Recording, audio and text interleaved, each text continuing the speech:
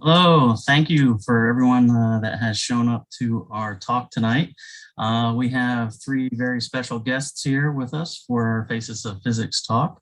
Ellie White, Marshall alum, and Victoria Catlett and Sarah Oliveira. So they are all from Green Bank Observatory. So before we get started with the talk, I wanted to thank Eli. He's done a fantastic job organizing the speaker series so far. He's put a lot of work in contacting speakers and organizing everything. So a lot of thanks goes out to Eli for that, but also to thank the College of Science and the Physics Department for supporting our Society of Physics Students group. They've always been there to help us out when we need it and to help advertise all the great things that we do. And of course, Marshall University as well for supporting the group and helping us out when we need it. So this speaker series has actually been started by Ellie White and Jackie Sizemore in fall 2020 was when we had our first talk. So Ellie's kind of come full circle here to actually come back and present at her own speaker series that she started. So that's a unique situation for tonight. The speaker series has been supported by our chapter locally with fundraising that we've done. It's also been supported by the American Institute of Physics and the West Virginia Space Grant Consortium. So we definitely want to thank those sponsorships over the years for this speaker series as well. So Marshall University has about 9,000 undergrad students, about 2,500 graduate students. In the physics department here, we're roughly about 7 faculty. We have 4 faculty that are active in research. We have an award-winning SPS group. So if you're interested in physics and you want to work or study at an R2 high research activity university and you have an interest in physics, shoot me an email. My email is mcbrides@marshall.edu, and I'd be happy to try to answer any of your questions. Here in the physics program, we have a couple different tracks. We have a pure physics track, an applied physics track, a biophysics track, as well as medical imaging, and as well as a medical physics track. So even if you're interested in physics and have an interest to pursue something else as a minor or have another passion such as biology or chemistry, or you want to go into healthcare, we have a path that will get you that interest satisfied. Probably pick up a minor in that area as well as a BS degree in physics. So of course we have a graduate program in physics as well and a graduate program in applied and physical sciences. So, our speakers will be able to answer all your questions about Green Bank Observatory tonight. And if you have any questions about the physics program here at Marshall University or starting a summer research project with a faculty member in the physics program, please reach out to me and I would be happy to get you in touch with the right person and try to address your questions. So I think with that, I'm going to turn it over to Eli, who's going to give our speakers a proper introduction. All right. Thank you, Dr. McBride, and thank you to everybody out there for joining us tonight. This will be the 16th talk in our Faces of Physics series, and I'm very excited to hear our speakers tell us about their careers at the Green Bank Observatory. I'll be introducing them shortly, but I have a few quick announcements first. After the presentation, just like all the other talks, we will have a Q&A session at the end, and we encourage you to share your questions in the YouTube live chat. And I will have another announcement at the end of this live stream, so stick around for that. So if you enjoyed this presentation, we hope that you will join us for future talks in the series. We should be having one more this month, but we are currently getting the details of that ironed out. So now it is my pleasure to introduce our speakers, Victoria Catlett, also known as Kat, Sarah Oliveira, and Ellie White. Victoria Catlett graduated from the University of Texas at Dallas in May 2022 with a bachelor's in physics and a bachelor's in mathematics. They now work as a software engineer at the Green Bank Observatory. As both an autistic person and a member of the LGBTQ+ community, Catlett focuses a lot of their free time on diversity initiatives in physics and astronomy. Last year, they served as the AZC representative on the SPS Executive Committee. Catlett is excited to share their experiences with you. Sarah Oliveira graduated from the University of Texas at Austin in May of 2022 with a bachelor's in astronomy and a bachelor's in physics, and began working at the Green Bank Observatory in June of this year in the Education and Public Outreach Division. As an undergraduate student, she helped to create animations of pulsating white dwarfs from K2 data, as well as create new educational posters and signage for the Painter Hall Observatory, where she facilitated star parties with an antique 9-inch refracting telescope. Oliveira is passionate about sharing astronomy with audiences of all age and backgrounds, and is working to make STEM more approachable and inclusive for everyone. Ellie White has been working as a scientific data analyst at the Green Bank Observatory after receiving her bachelor's in physics with a minor in math in December of 2021 from Marshall University. Ellie was a 2021 recipient of the SETI Forward Award and has worked on a number of radio astronomy and outreach products with the Green Bank Observatory, the National Radio Astronomy Observatory's Central Development Laboratory, SETI Institute, the Berkeley SETI Research Center, Open Source Radio Telescopes, and the West Virginia Alliance for STEM and the Arts, or West Virginia All-Star. Ellie is passionate about sharing her love of science with others. So thanks again to all of you for coming out, and a huge thanks to Ellie, Kat, and Sarah for taking the time out of their work amidst their busy schedules. I will now turn it over to our speakers. All right, well, thank you very much, Eli, for the very kind introduction, and to Dr. McBride as well. So yeah, it's really exciting to be able to kind of talk with you all, and yeah, I get to participate in this speaker series that I worked on as a student, which was, you know, one of the most fun things I got to do as an undergrad. So yeah, thank you for having us here. So, and I also wanted to say a huge thanks to Kat and Sarah for being willing to kind of do this as well. And I think it's going to be just so much fun to be able to talk with all of you and share some cool information about the Green Bank Observatory and our paths to Green Bank and beyond. So yeah, so I guess I'll just yeah, start with just a quick, I think Eli did a fantastic job of kind of introducing each of us, so I won't say too much more. I'll let each of us speak for ourselves in terms of our different experiences towards the end of the talk, but here are some pictures of all of us on various points of the Green Bank telescope. So yeah, so just to give kind of a brief overview of what we're going to be doing in this presentation, we're going to start out by talking about what radio astronomy is. Of course, Green Bank Observatory is a radio astronomy observatory, so Sarah's going to tell us what that means and what the history of the observatory has looked like up to this point. Then Kat's going to talk to us about the Green Bank telescope. Of course, that is our premier instrument at this point. And yeah, and then after that section, I'm going to speak a bit more about how the Green Bank Observatory interacts with the scientific community and participates in education and public outreach, which Sarah, of course, can give more information on as well, as she's the expert. And yeah, and then we're going to spend the remainder of the talk talking about each of our kind of respective journeys into astronomy, physics, and ultimately how we ended up at Green Bank. So yeah, so I think at this point, Sarah, if you'd like to take it away. Yeah, definitely. Here's our next slide. I'm not in control. Clicking. Perfect. Okay. So Ellie mentioned we're going to start off with what even is radio astronomy? Because I remember when I was an undergrad, the big focus is on optical astronomy. You see telescopes like James Webb and Hubble, and you see these beautiful, fantastic images. And radio astronomy was just something that would be mentioned during class, and they'd say, yep, there's radio observatories, but we're not going to focus on those. But they are a really big part of astronomy and a really big facet of this research that is being conducted. So what is radio astronomy? It's exactly what it sounds like, astronomy that is occurring on the radio portion or low energy portion of the electromagnetic spectrum. So I think Kat's doing a wonderful job at circling an image of M1, which is shown here in front of you, also known as the Crab Nebula, and what it looks like taking these images or mappings at different points of the spectrum. So you can see what it looks like visibly in color. And then of course, at the lower bottom right, you see what it looks like in radio waves. And of course, radio waves are invisible to us, extremely long waves. We're talking over a meter long to part of a centimeter. And that's the range that telescopes like the GBT here at Green Bank Observatory are concerned with. And so it just allows us to be able to see more of the light and more of the things that our universe is made up out of. So we'll move on to the next slide.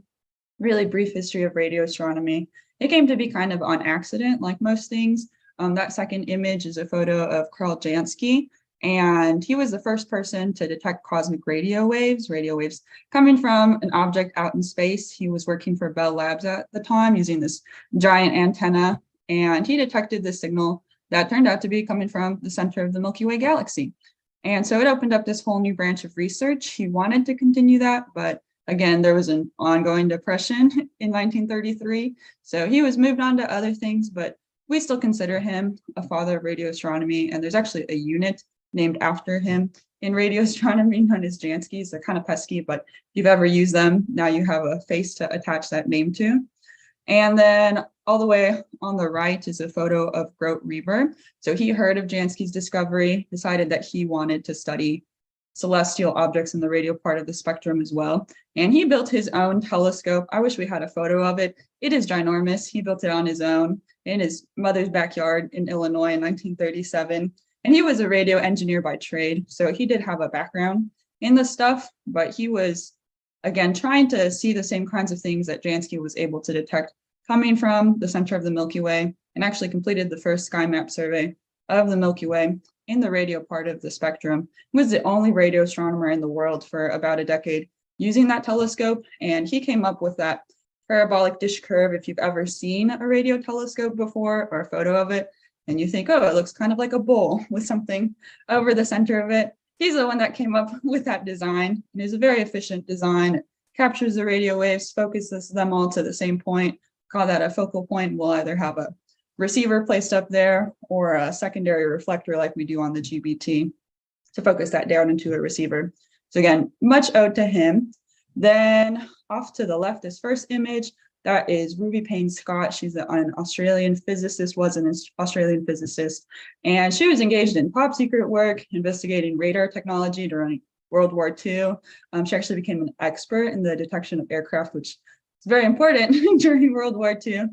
But after that, she was also involved in the first radio interferometry for astronomical observations, specifically with solar studies, and was able to confirm intense radio bursts coming from the sun. Was actually able to say that those radio bursts were coming from sunspots themselves. And then pictured the third person, that's Barbara A. Williams. She's the first African-American woman to earn a PhD in astronomy, 1981, from the University of Maryland. And she focused her PhD on galactic structure and formation, which she continued her studies on. And she's actually now more involved in the educational aspects of astronomy and how to go about teaching people science using inquiry-based methods. So I think that's really neat. So wide range of people in radio astronomy. We'll move on to the next slide. Yeah, so GBO specific. So Green Bank Observatory came to be in 1957. The National Science Foundation decided they wanted to build a National Radio Astronomy Observatory, and they looked at 30 valleys within 400 miles of Washington, D.C. They wanted a valley because if you have a radio telescope somewhere that's surrounded by mountains, those mountains will act as physical barriers or walls and block waves of interference from other sources on Earth. If you've ever driven through a mountain range with your radio on in your car, you know that signal comes in and out. It's real pesky, and that's due to those mountains. And of course, we're just using that to our advantage. So Green Bank was chosen because there are so few people living in the area. I'm from rural South Texas, and this is more rural than that, amazingly. We have a population density here of less than a person per square mile. So if there's fewer people, it's going to be fewer sources of electronic equipment to interfere with the research that's being conducted here, which is why Green Bank was chosen. You have a pretty tight-knit community here. We'll go on next slide. Yeah, so the quiet zone. Maybe you've heard of this, maybe you haven't. We are located in the National Radio Quiet Zone. This was built around the Green Bank Observatory and the Naval Radio Station that's shown there in Sugar Grove. So that square there is 13,000 square miles.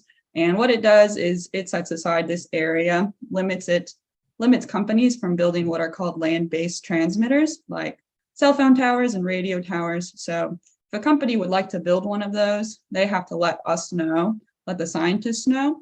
and get permission from the observatory to ensure that that signal won't interfere with our research. And then if they do get permission, they can go to the FCC and do that. Sometimes they can't, most of the time they can, but we will work with them to come up with either using directional antennas or putting up blocks to make sure that the research is staying, impeccable. And then that right photo is a partial map of our site. So you'll see a big red area, that's zone 1, and then you'll see a yellow area, that's zone 2. So zone 2 includes our science center, our Dansky laboratory, where we work, in our employee housing, where a good amount of our employees work. And so there is a limit on intentional transmitters within a 10-mile radius around the observatory. So within 10 miles of the observatory, we don't have a cell phone tower, so we don't have cell signal here. And we live in employee housing, and people in the surrounding area are coming to this other limit of not having essentially wireless technology like Bluetooth or Wi-Fi. So we all live very cabled lives. I currently have an iPhone to Ethernet adapter, and there's 50-meter long cables running all throughout my home. And I know that's something that Kat and Ellie are also very accustomed to, get used to things. So there is, again, these not so strict, but things that we are very willing to do to make sure that our research is top of the line and that we are keeping all our data as clean as possible. And within zone 1, there's a limit on all electronics. So I'm in my home in zone 2 currently. I have my cell phone with me.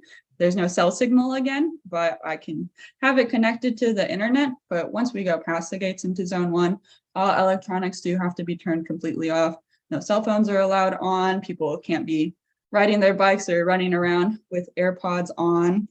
And everybody just uses radios, basically. If you go up on the telescope, if you're doing anything really past zone 1, that's our only line of communication. But we're big fans of the buddy system. So tell someone where you're going, take somebody with you. And we'll go on. Yeah, and these are some of our telescopes at the Green Bank Observatory. So we do have a photo of the one Grote Reaver built. It's that one on the left. Yeah, it's huge. It's crazy. Built that himself. I think about that all the time. I go out and see in the parking lot.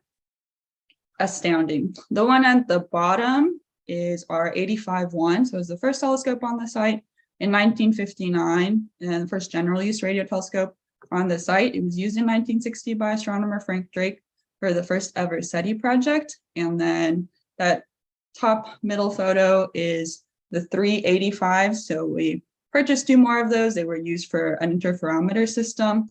All the way to the right is a 140-foot telescope that was the premier research telescope at the time. It's the world's largest equatorially mounted telescope. You can tell that from the mount, and it actually has this giant 150-ton hydrostatic ball bearing in the middle of it. It supports 2,600 tons of moving weight. And then at the bottom is a 300-foot telescope mesh surface dish. This was the largest radio telescope before the GBT, so slightly smaller mesh surface and a transit, but it collapsed very spontaneously in 1988. And the collapse of that telescope, sad as it was, did provide us with the new need for another very large radio telescope, and that's how we got the GBT. And we can go on. So yeah, lots of different accomplishments at the GBO, Project Ozma, that's that SETI project by Frank Drake. Frank Drake actually wrote the Drake equation at GBO, and we have a conference room named after him. Sagittarius A star, the supermassive black hole at the center of our galaxy, was discovered here using that Green Bank interferometer, the Tully-Fisher relation. You'll hear about that a lot in your astronomy classes, I'm sure. A prototype for the VLA and other interferometer systems. Discovery of complex molecules in space, really big, heavy things that we didn't know could form, and a ground station for Radio Astron, and a bunch of other stuff. Too much, really, to list. But I think that covers a wide breadth of it. So I'll quit talking now. All right, so I'm going to talk to you guys about our pride and joy, the Green Bank telescope, which is this guy in that photo right here, which, by the way, was taken from a mile away. So, like Sarah just mentioned, our 300-foot telescope used to be the largest radio telescope in the world. It was a huge workhorse for the observatory until it collapsed in the middle of the night. Actually around 9 p.m., so not quite middle of the night, but nighttime. So it was super unexpected. Thankfully, no one was hurt, not even the person who was working in this building. If he'd been in the bathroom, that would have been a different story, but thankfully he wasn't. And they eventually figured out that it was just a very, very tiny crack right here that got bigger and bigger over the course of its 27-year life until finally it just gave up. So that was tragic, but it did spur the creation of the Green Bank Telescope, or the GBT. So construction started a few years after the collapse and then finished up in the year 2000. And there's actually a video time lapse of the entire construction on our Flickr page. Just look up Green Bank Observatory Flickr. You can see the whole thing go up. I originally put that video here, but it kind of hurts your eyes because of all the clouds going past, so I decided not to do that, but it's cool if you want to see it. So another thing that GBT can stand for is Great Big Thing, because this thing is massive. It is the largest movable telescope in the world. Not the largest telescope. Arecibo had us beat, and then we were briefly the largest telescope, but then China built FAST, which is a 500-meter radio telescope, so we're no longer the largest overall telescope. But this thing weighs 17 million pounds. If you do the math, that's about 54 blue whales or 34 million bananas. It's a heavy thing. And since it is so heavy, it stands at about 485 feet tall. That's measured when it's in its stow position. That changes a little bit when it's tilted, but for context, that is about 1.5 times the height of the Statue of Liberty. So this thing is massive. And it has to be that big because it's supporting this dish. This is the actual mirror of the telescope. It looks like a mirror to radio waves, just not to us, because we see optical. So this thing is 100 meters across horizontally and 110 meters across vertically. So that corresponds to 2.64 acres of dish there. So that is huge, over 2 football fields for you Americans.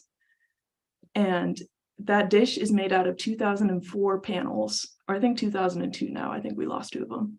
But this picture was taken during the end stages of its construction, and what you can see here is a hole for a couple of the panels. And depending on how good your screen is, you might see some lines going through here. Those are all the individual panels that make up this dish. And those panels can move around a little bit, so we can make sure the dish stays super smooth, even under the influence of gravity, heat, whatever, using a technology called active surface technology, where there are little actuators underneath each of the plates, and they move around ever so slightly to make it perfectly smooth down to 250 microns. And for reference, a sheet of paper averages about 500 microns in thickness. So across 2.5 acres of dish, we are keeping it as smooth as half a sheet of paper. So that is incredibly impressive. And the way we do that is using OOF, or out of focus holography. And what that happens is before we take any measurement, we look at some bright source like a star. Then we look at it slightly out of focus in one way, slightly out of focus in the other way, and then some fancy math later that tells you what the imperfections of the dish are. And then we send commands back to the dish, it corrects them, and then the image gets a whole lot sharper. All right, and another awesome feature about this dish is that the aperture is unblocked. This being the aperture, and unblocked meaning it doesn't have a big thing in the center like most radio telescopes do. That can cause artifacts in images when you have something like this in the center, because if you have a perfect beam coming in, it then diffracts a little bit around those edges and your data isn't as clean. But the GBT has an off-axis feed arm, is what it's called, that has our receivers. So there's absolutely no blockage from the radio waves as they come in, bounce, and hit the receiver. And you see that little triangle up there?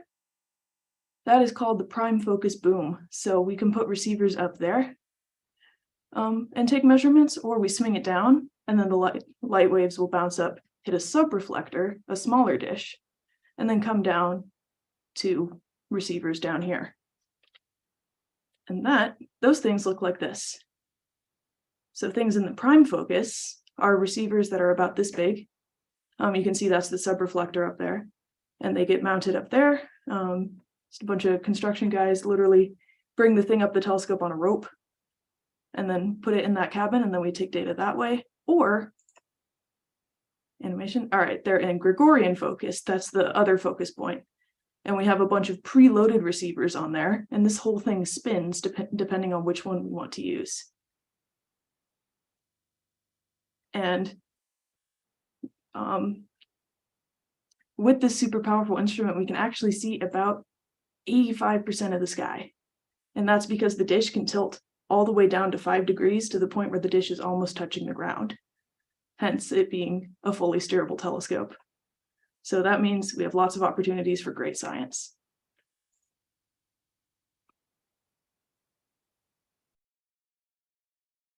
All right, thank you so much, Kat. That was fantastic. And Sarah, you all did amazing, and I learned stuff from both of you. So yeah, so I will go ahead and start talking about science, technology, and EPO at GBO. But first of all, I wanted to remember to say thank you to Kat for the fantastic graphic design on this presentation. They did an amazing job with it, and it matches their hair. So a win on all fronts. Thank you.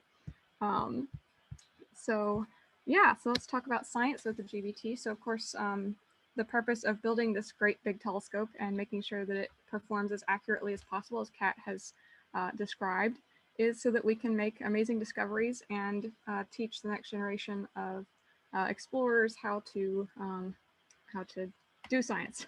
So yeah, so I just wanted to kind of touch on a few highlights of science with the GBT. So we do everything from cosmology to astrochemistry to studies of star formation, radar, etc. So this, so the image, second image to the right, the one that looks like kind of a flat disc thing with a light shining through it, that is a representation of the Mega Maser Cosmology Project, which seeks to measure the value of the Hubble constant, or H0, which tells us how fast the universe is expanding. So this is a very key question in cosmology, and the GBT is helping us kind of learn more about that. Astrochemistry is another specialty of the GBT. So there are lots of teams of researchers that use the telescope to search for and discover new highly complex molecules in space, which also has implications for astrobiology, or the search for life in space, because if we can find these complex chemicals out there in the universe, then that kind of can tell us a little bit more about what's out there and what might be, you know, available on other planets where life could possibly form. So star formation is another specialty of the GBT. There's lots and lots of projects that seek to map gas in the galaxy and generally just kind of learn more about the process of how stars form. The other exciting new development with the GBT is the use of radar. So for a long time, the GBT worked in tandem with telescopes like the Arecibo telescope before its tragic collapse, and with the Goldstone antenna from JPL to do bistatic radar mapping of nearby solar system objects like Venus, the moon, etc.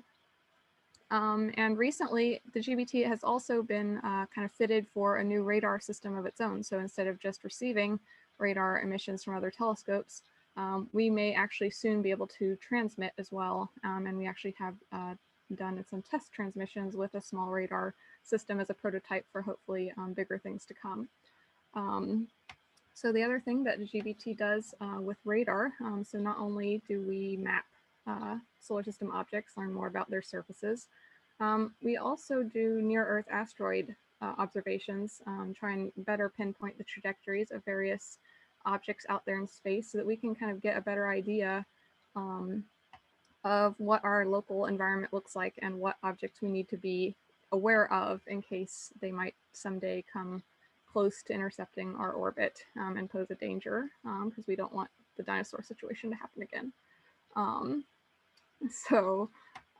Yeah, and then of course another specialty of the GBTs is pulsar research. So pulsars are a lot of times people call them cosmic lighthouses. They're the remnants of aging stars that went supernova at the end of their lives, and then became like rapidly rotating neutron stars, aka pulsars.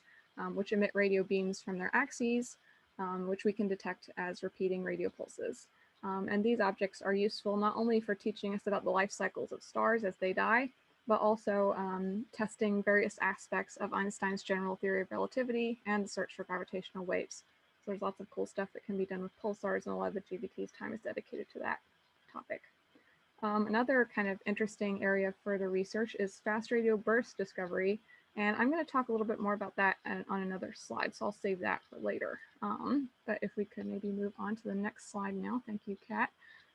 So the other amazing thing, to me, probably the most cool thing about the observatory is what the staff does to inspire the next generation to pursue, learn more about science, about astronomy, about our place in the universe.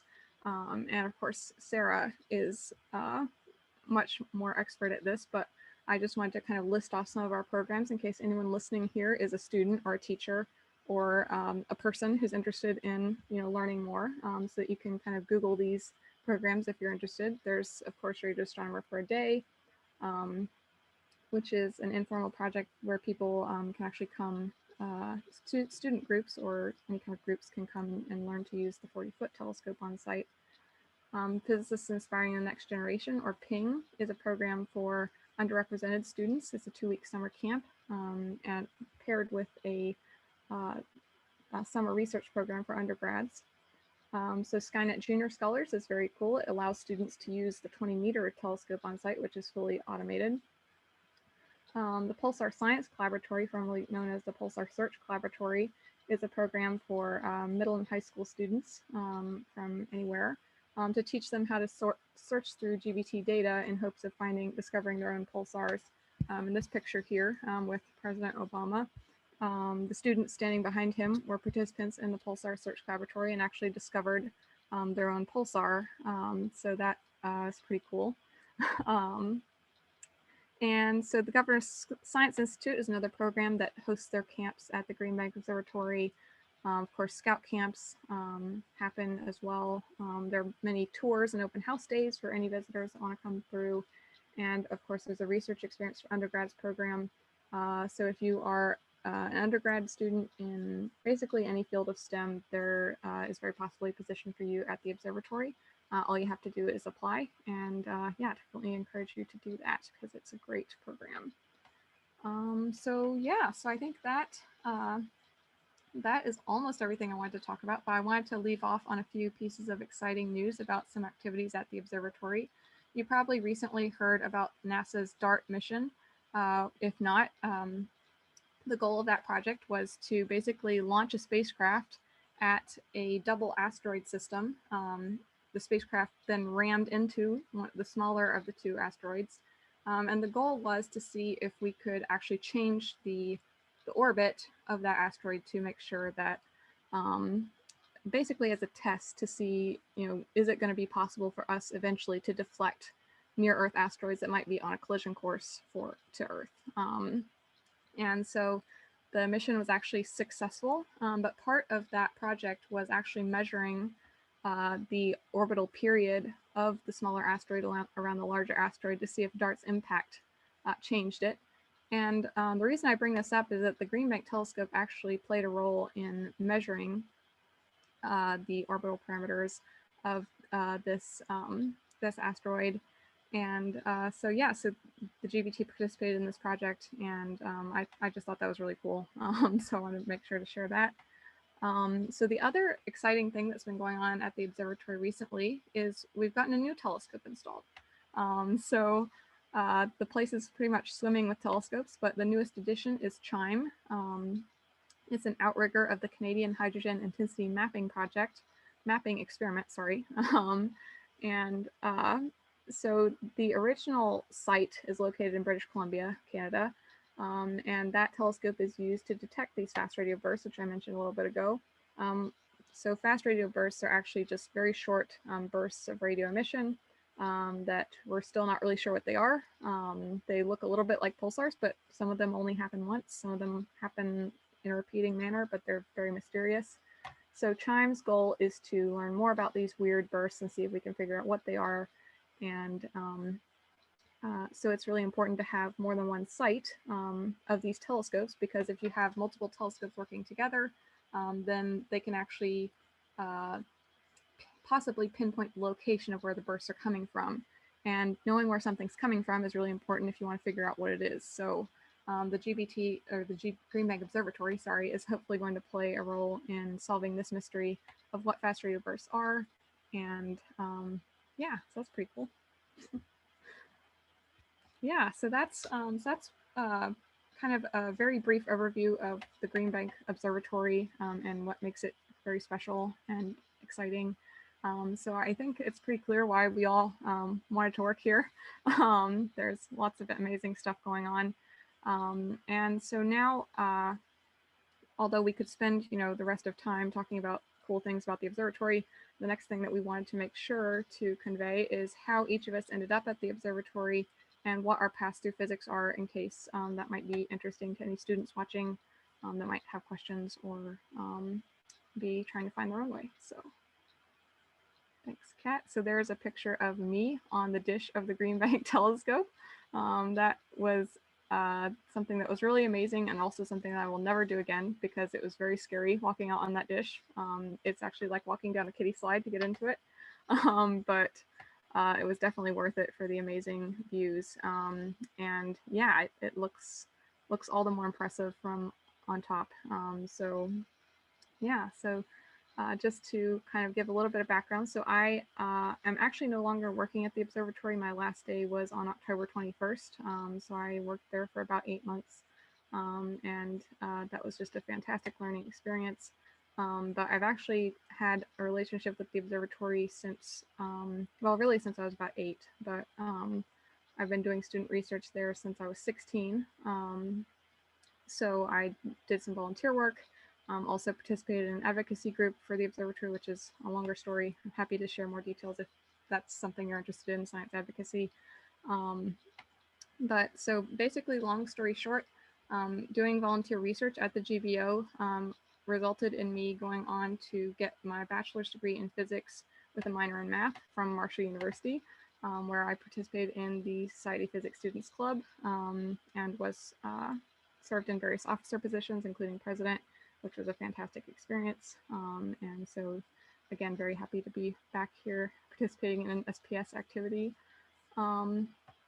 So while I was a student, I also did research for the Green Bank Observatory for the UC Berkeley SETI Research Center. So I actually worked on implementing a control system for the Allen Telescope Array in Hat Creek, California, and also did a project where I used the Green Bank Telescope in collaboration with my mentors to observe the Mars 2020 spacecraft as it was carrying Perseverance to Mars.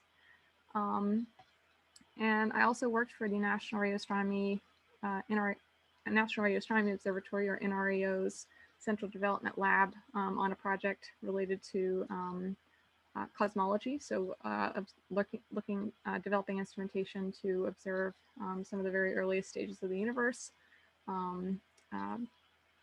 What's often called the Dark Ages, which is prior to the epoch of reionization, which is when the first stars and galaxies started to turn on. And yeah, so that was funded by West Virginia Space Grant Consortium, which if you're a student in West Virginia and you're aiming to do student research or things along those lines, you should definitely check out their internship programs, because they're amazing. So other things that I did while I was in high school and college and now is I worked on a project called Open Source Radio Telescopes, which sought to kind of like distribute information about kind of student-built telescopes to anyone who is interested in trying to reproduce it. West Virginia Alliance for STEM and the Arts, which is a project that it's an organization that involves lots of different projects, but specifically STEAM Trek, which is a computer-based learning program to allow students to kind of explore resources from around the state of West Virginia and beyond in the form of a video game, which is really cool. And also WVL Star hosted a film festival, STEM and Arts Film Festival at Marshall a few years ago. So I kind of helped out with that a bit, though I have to give credit to Dina White, my mom, who really did the work on that, and Josh White, my brother, who built the video game. Yeah, and then Cat's Eye Enterprises LLC, I own, or I am kind of like the, I created that small business to sell science-related products. And so that's, I wanted to include all this to show that, when you go into physics, a lot of us have lots of different interests, and they're not all physics related. Some of them are, either in science communication or art or outreach. And that's actually kind of the direction I'm considering going in the future, is something related to science education and communication. So that's kind of what I wanted to say about my background. Now I'll talk a little bit about what I did in my job as a data analyst. So while I was a data analyst, I had a lot of different kind of job duties. So I got to help observers learn how to use the telescope, learn the GBT, which, it's not something that you necessarily think about when you think about working in an observatory. You kind of, and at least my imagination when I was like younger was that, you go and you look at data and you do cool science, and the telescope just somehow kind of magically, gives you the information. But that's not how it works. So it takes a lot of people, a lot of very talented people, to make sure that the telescope is working properly and make sure that people who are using the telescope are fully supported. So that's basically what a data analyst does, is provide that support.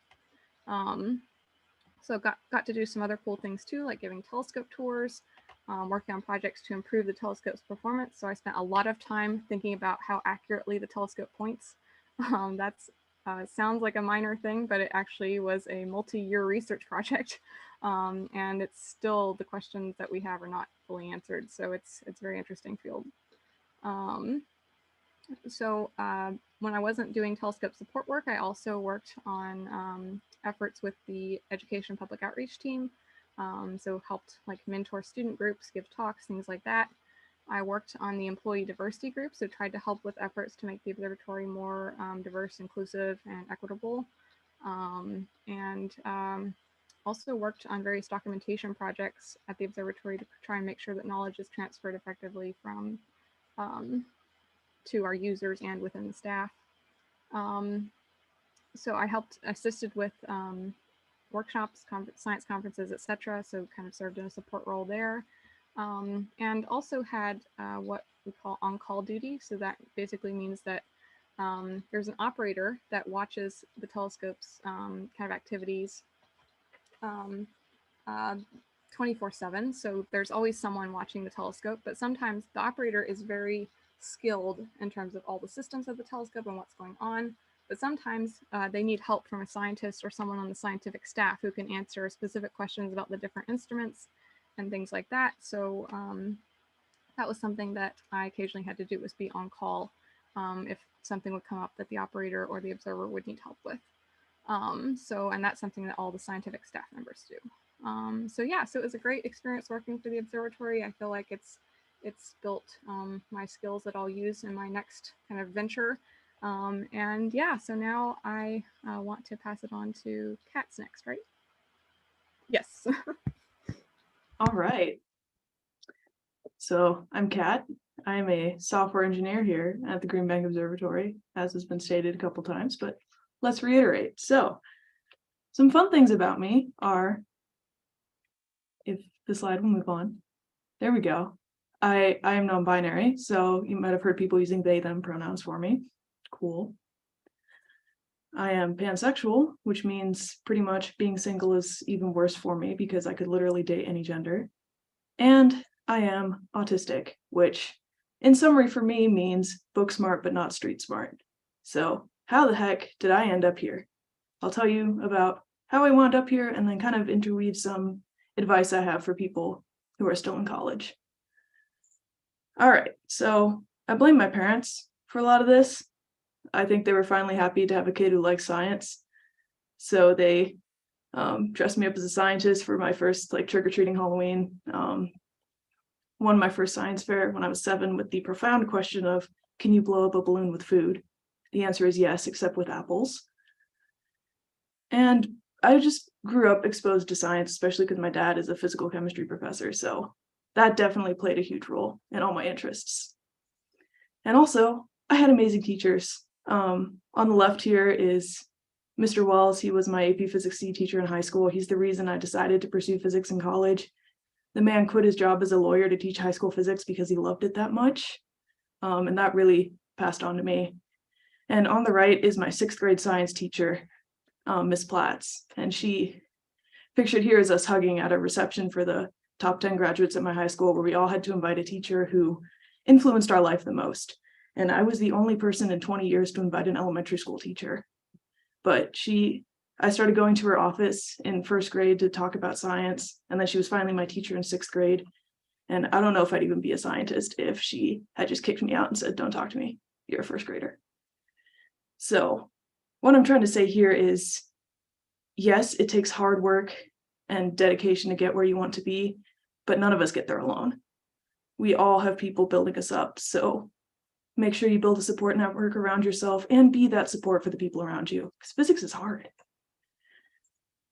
So because of Mr. Wells, I decided to go to the University of Texas at Dallas for physics, and then I threw math in there because math is everywhere. And I started research there 2 days after my high school graduation. I worked alongside the RU students. They just, I knew Dr. Lindsay King pictured here, so she let me join her lab.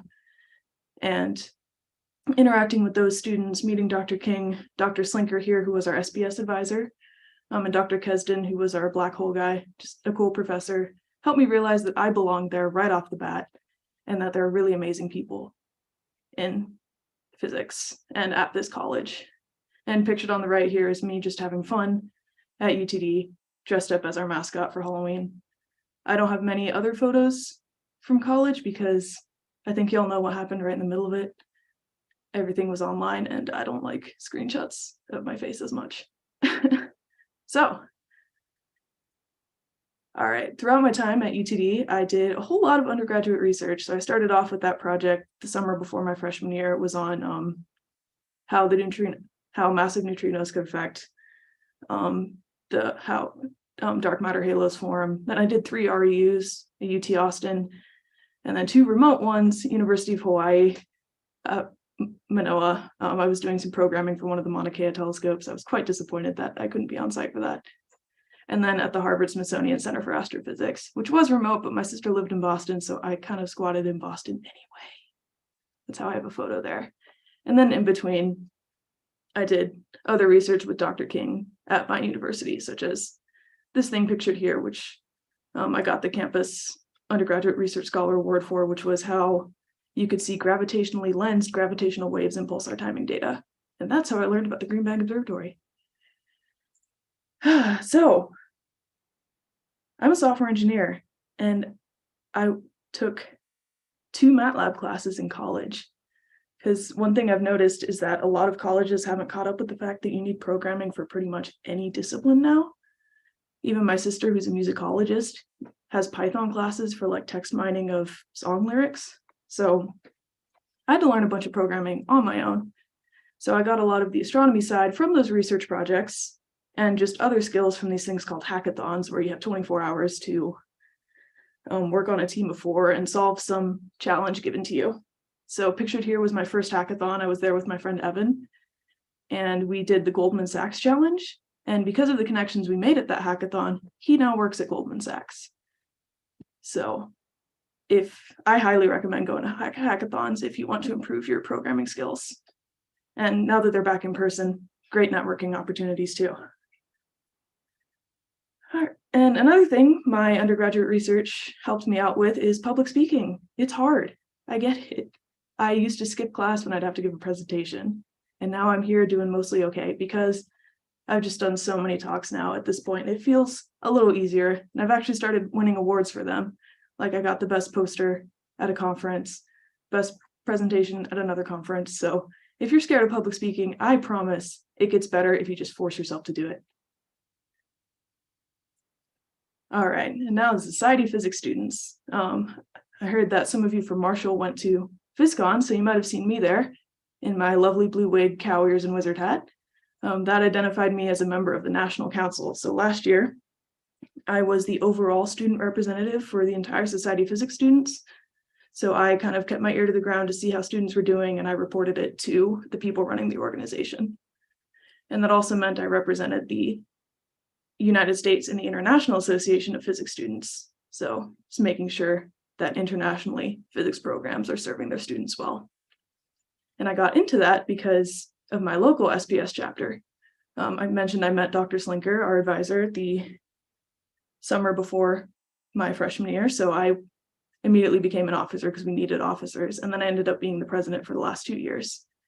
And physics was really hard, especially during COVID, when I couldn't like hang out with people, have study groups in person at least. But I credit my SPS chapter with getting me through that, because it really gave me a community of people like me and not like me, just supporting me. And it was great. So I encourage you all to stay in SPS because it's wonderful. And I try to engage the community as much as I can through outreach. So a couple examples of outreach I've done are,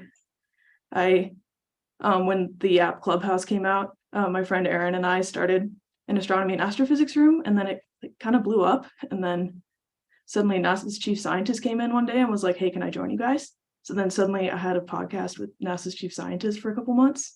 And then the app kind of died, but oh well. So lesson there is just put yourself out there and you will meet people. I like to host live streams of using my telescope, and one for a partial lunar eclipse actually got featured in Forbes. Don't know how that happened. I think they were just hunting YouTube for links. And then finally, because I've tried to make myself kind of public by doing a lot of outreach, I actually was the runner-up for an astronaut position last year that was aiming to send the first queer person to space. They haven't done it yet. The launch is supposed to be in 2024, but they were looking for somebody who was kind of a proud member of the scientific community and the LGBT community. So I recommend doing outreach because it's just a great way to engage the community and meet new people. And the message I try to give people is that you don't have to sacrifice your identity to do what you want to do. And I think that's a message the Society of Physics Students gives us all, because, I mean, the director of the organization likes to wear a cow costume. He's wonderful. You don't have to be fitting some exact professional mold to be a physicist. You can have fun. So like, I'm a professional, but I still draw giant versions of people's faces when they retire. Do a rock head stance at Mission Control Center. And when I met Jocelyn Bell Brunel, I was dressed as Professor Farnsworth. And you know what? People enjoy it. People are drawn to you when you are just being yourself. So, yeah, okay. So that's kind of what I did in college. And then, long story short, I graduated with a double bachelor's with honors in May, and then drove 3 days to Green Bank, and then started. It was a 5-day turnaround for my job, and I love it here. I don't have too many pictures of what I actually do here because it's all in the terminal, which is the black screen with green text you see hackers use. But essentially what I do is work on the monitor and control systems. So the things that monitor the telescope and control it. Making sure those are up to date. My main task is upgrading them to programming languages that people actually use, because these things were written like 20, 30 years ago.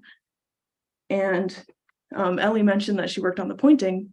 That is actually a huge deal here, because how do you point something 17 million pounds exactly at a spot in the sky? So something I was working on literally today is figuring out why the subreflector has started moving up and down for no reason. We still haven't quite gotten it, but we're closer. And then on top of that, I also joined the rope rescue team. So we have never had to do a rope rescue, but we're there just in case, because all these buildings are really tall. And so we practice about once a month, rappelling down the 140-foot telescope. So long story short, how did I get here? I worked hard. That's a given. If you have a dream, it's not going to just come to you. But I also got practical skills outside of the classroom, because real life is not like class. I engaged my communities to just feel like I belonged, maintained a support network, and maintained my individuality. So I encourage you to do the same. And I think you'll have a great time in physics. Just be unapologetically yourself within reason. If you're a jerk, maybe tone it down. All right. Sarah. Yeah, it's me. Thanks, Kat, for sharing so much. I feel like I've learned so much about you, though we've worked here for a while. Well, yeah. Hello, I'm back. Sarah Oliveira. And yeah, I work as an education assistant slash specialist here in the Education and Public Outreach Department. So we can move on. So I also just graduated, like Ellie and Kat, from University of Texas at Austin, Hook'em Horns, with 2 degrees, both bachelors of science, one in physics, one in astronomy, because there's just so much overlap. Might as well get both. And I, like Ellie and Kat, was just really inspired and had some very formative childhood memories and experiences in informal educational spaces like planetariums, other observatories, both as a child and in undergrad. And I feel like my strengths are really just sharing science and, you know, engaging with the community. And so I Googled education public outreach jobs, 2 months before I graduated, and I saw a job here in West Virginia, which is a state I'd never been to. And I applied and I got it. They emailed me the day after, and I was so excited. And I moved out here. Also, like Kat, a few days after I graduated, you know, drove all the way here from Texas, put a lot of miles on my car, and it's just been so much fun. So yes, I started in June, but yeah, we can move on now. So these are some things that I did during undergrad. Left photo is part of the research that I was a part of. Like, we have McDonald Observatory. It's part of the University of Texas system, which is an optical observatory out in West Texas. And I went out and visited with some other undergrads as part of a research experience, and was able to use one of the smaller optical telescopes. And we did have a lot of data. And then this here on the left is part of some of that K2 data, which actually one of our grad students, we knew that pulsating white dwarfs were something that occurred, still no idea why. But then one of our grad students discovered outbursting ones. So not only were some of these white dwarfs pulsating periodically, but every now and then they would burst. And it's like fast radio bursts, not sure why they're doing that, kind of funky. And so part of my research was just developing pipelines to be able to create imaging and animations of the light curves and the spectrum and FTs of these white dwarfs, and applying different spherical harmonic models to see what those would look like. Of course, we have no idea if that's what they look like, but to help us visualize.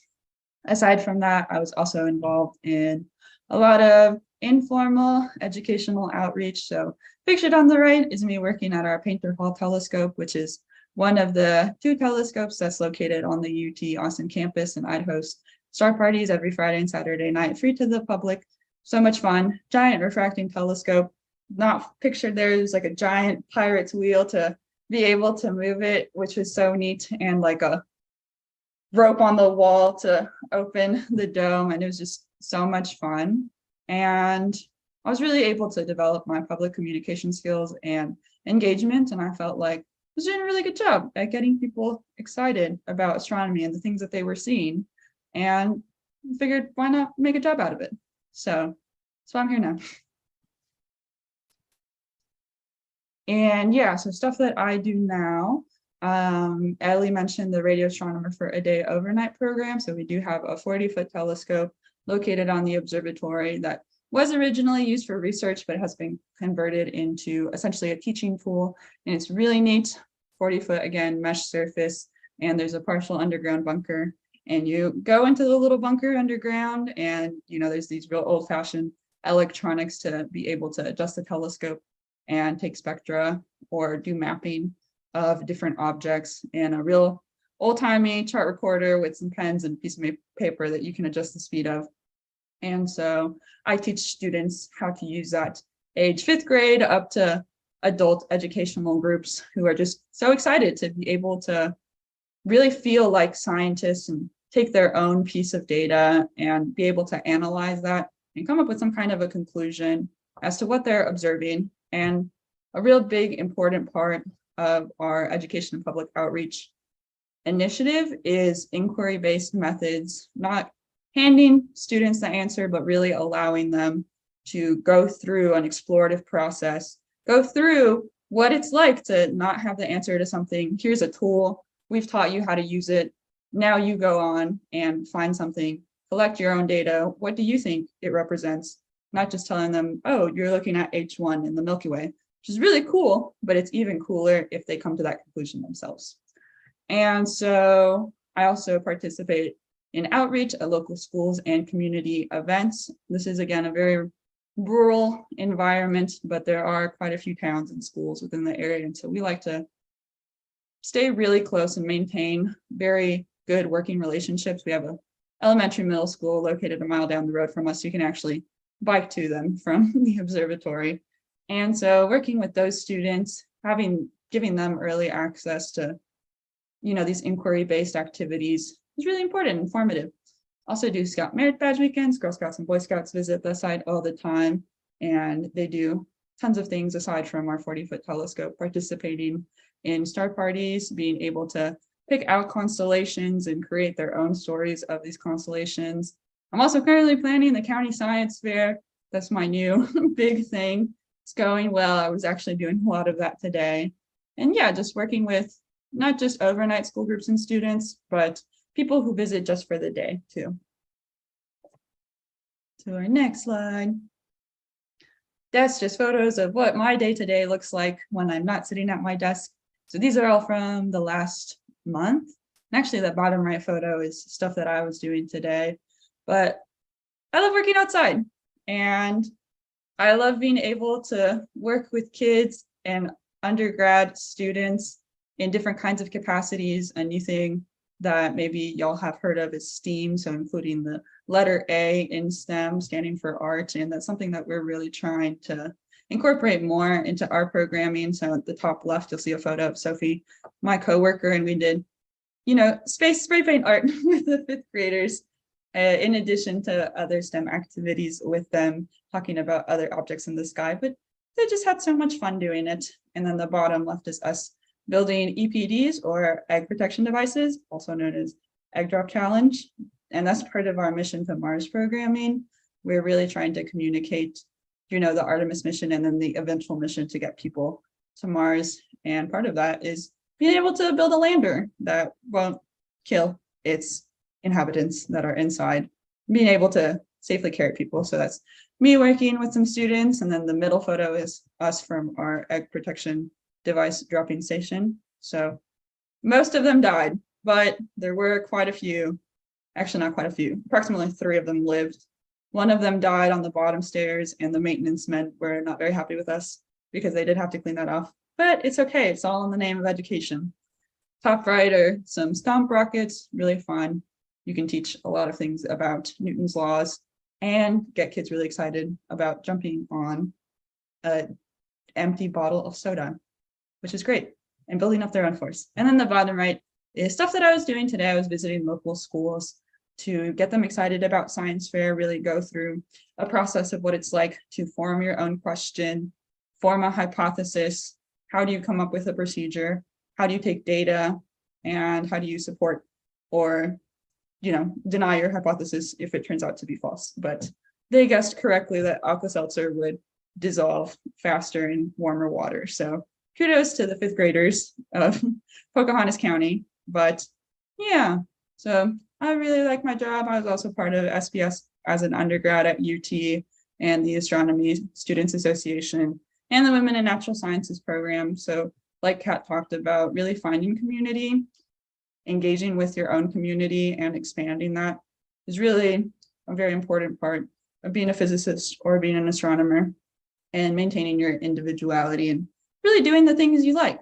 Because I didn't know that I didn't have to be a teacher, but still be able to interact with students and have a really fun time sharing all this astronomy with new people and, creating these formative experiences for other people. And so there's just so many paths that you can take. And I hope that's something that you've been able to gather from us. And I'll give it back to Ellie. Thank you all so much. I have learned so much today, and yeah, I'm just very grateful that we're all able to be here together. And thanks again, huge thanks again to Eli and Dr. McBride and the rest of Marshall Physics and SPS for having us. So yeah, Eli, thank you again, and I'll give it back to you. Okay. Well, thank you all for the fantastic talk. I feel like I actually learned a lot and I really enjoyed it. And that PowerPoint was fantastic, Kat. So congrats on that. Okay, so we'll open it up for questions here. There's one at the top, but it was already answered, so I'm gonna go past that. Ellie, your mother is in the chat. She has been congratulating you all throughout the process. Let's see. My sister is here. She also said, very cool. I've always thought the Green Bank Observatory is very awesome. She wants to know if any of you have heard of the D&D campaign that the McElroys did based in the Green Bank area. Yes. Okay. Yeah. She's what is that? It made me quite happy. It's the intersection of two things I like. So Ellie, your mother said, excellent presentation, enjoyed it so much. Great work, all of you. Okay, so I actually have a couple questions myself. There aren't any coming in right now, so I'll go ahead and pose some of these. I was wondering if any of you know if the Green Bank Observatory is in talks or if there's a possibility of anything with the Event Horizon Telescope, because I know that uses radio astronomy, so I was wondering what's going on with that. Yeah, so maybe Kat or Sarah would have something else to add to this, but before I left, I know that one of our scientists attended a workshop on the Event Horizon Telescope. So the previous kind of generation of EHT or Event Horizon Telescope activities, I can't remember what the lowest frequency of those observations was, but it was slightly above our maximum frequency. So, but that being said, the next generation is potentially going to extend down to 85 or 86 gigahertz, which is within our capabilities. So I think there are discussions of GBT involvement with that, and I think that would be super exciting to see that. Yeah, so like Ellie just said, the original EHD observations were out of our frequency range, but what we did do was we did the source finding before they even took the picture. So we kind of scanned the image to help pinpoint exactly where they wanted to look, because they were looking at such a small area, they wanted to be sure. But now they're thinking of trying to take images in a different frequency, and that different frequency lies in our range. So we're hoping that for future EHT photos, we'll be contributing. Oh, yeah, I did just think of one more thing to add. Thanks, Kat. I didn't know that about the source finding. That's really cool. But so Sarah mentioned in her slides that the Green Bank interferometer was used to discover Sagittarius A star. So I just wanted to emphasize that the image that has been kind of all over the internet of the Sagittarius A star, the black hole at the center of our galaxy, that basically was kind of ultimately made possible by the discovery of the compact radio source at the center of our galaxy by the Green Bank interferometer. So yeah, just kind of really cool connection there. That's awesome. Okay, so this one is directly for Sarah. As an education specialist yourself, I was wondering if, so I am currently in physics education, and I was wondering what kind of opportunities Green Bank has for people in education, such as ourselves. Yeah, so for people in education, aside from long-term positions, we're a pretty small group, but we also host teacher conference workshops. So if you did go into teaching, that's something that you could take part in, coming to learn the kinds of inquiry-based methods and activities that we ourselves hold. And of course, you would definitely be welcome to come to the observatory and be a part of our 40-foot radio astronomer for a day outreach program with your own group of students. I hope that answers your question. Yeah, that's great. Yeah, because I focus a lot on outreach for SPS. That's kind of the big thing that I enjoy the most out of all of it. And so as an educator, that's kind of one of the things that I want to do the most is kind of instill that sort of scientific inquiry within my students. And so it's great to hear that there are programs like that, especially in such a rural area as Green Bank, to provide that for students. So Yeah, and if the Marshall University SPS, group ever wants to come to the observatory for radio astronomer for a day and hang out with me for a weekend, more than welcome to. Just make a reservation online. And also, I know that we have all those programs for like K-12 students, but those programs need mentors to corral the students. So one thing I know we did this summer is we filled most of those positions with our REU students, but a few of them were undergraduate and graduate students who applied to be a mentor for that program. I don't know where those applications live, but just know that that happens for some of the programs. Keep an eye out for it. Yeah, we have 2 every year, Governor's STEM Institute, and one specifically we do like physics undergraduate majors or people who have graduated. We did have a few graduates this year, in addition to me, who were mentoring students and holding a lot of really fun seminars aside from research and science things. And then our second one, which Ellie mentioned, Ping Physics Inspiring the Next Generation, is another. Those are 2-week overnight summer programs for about to go into middle school age students or middle age students. And of course, like Kat mentioned, we do need mentors for that. So I would look at our website for applications for those before the summer starts, or they will be sent to different departments is something else that we are something else that we do to make sure we get applicants and people in those positions.